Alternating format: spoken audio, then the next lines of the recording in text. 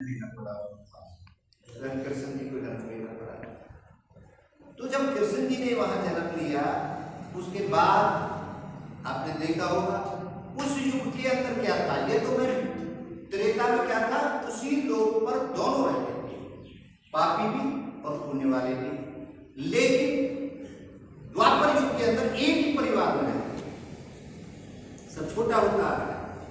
पहले लाखों साल उम्र थी सतयुग में, उसके बाद हजारों में आ गई, उसके बाद सैकड़ों में आ गई। इस तरीके से ये उम्र घटती हुई आ रही है। और कलयुग में तो आपको पता है कितनी उम्र है, 100 साल कहते हैं हमारे बड़े बूढ़े। लेकिन आज तो 100 से भी कम में आरंभ हो जाए। तो खैर आएंगे कलयुग में। वहां पर एक ही परिवार के अंदर कौरव और पांडव एक ही परिवार के थे। वहीं पर एक दुष्ट था और एक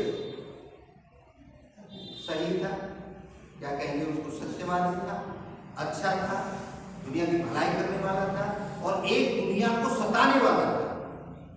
एक ही परिवार में चीजें आ गई, एक ही परिवार, एक ही रिश्तेदारों में चीजें आ गई। कंस साला था और वासुदेव जी था। तो अब सिमट करके जो युगों में चल रहा है वो नजदीक आता जा रहा है। कहां से शुरू हुआ? लोगों से शुरू हुआ, और द्वापर युग में वो एक परिवार के थे। सब कुछ आपको पता है। रावण, कौरव और पांडव दोनों ने क्या क्या किया, लेकिन जीत कहां हुई? परमात्मा किसके साथ रहा?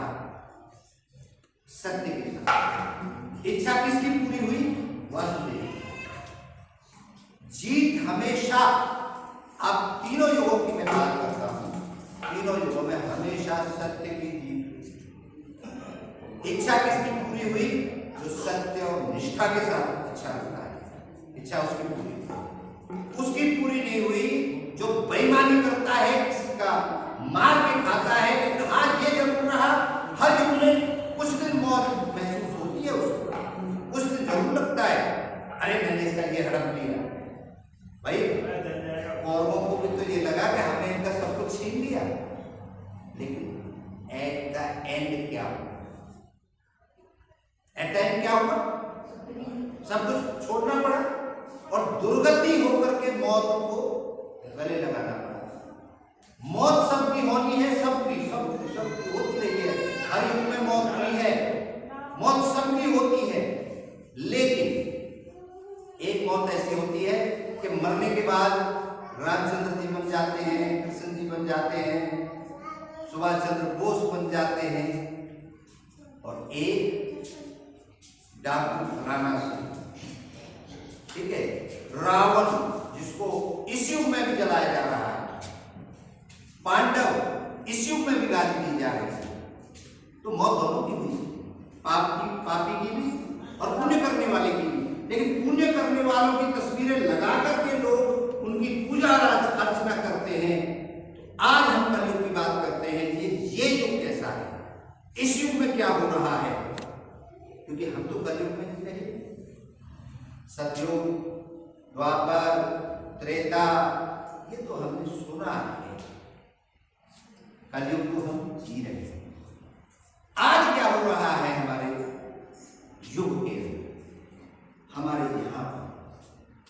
आज एक ही इंसान के अंदर पापी भी रहता है और पुण्य करने वाला भी रहता है। भाई आप जितने लोग बैठे हो, बच्चे से लेकर बड़े तक, यहां कहीं भी 500 का नोट पड़ा है और कोई नहीं देख रहा है, कोई नहीं देख रहा है।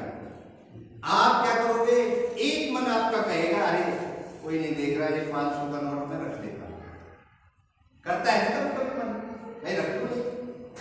लेकिन दूसरा मन एक और, वो कहेगा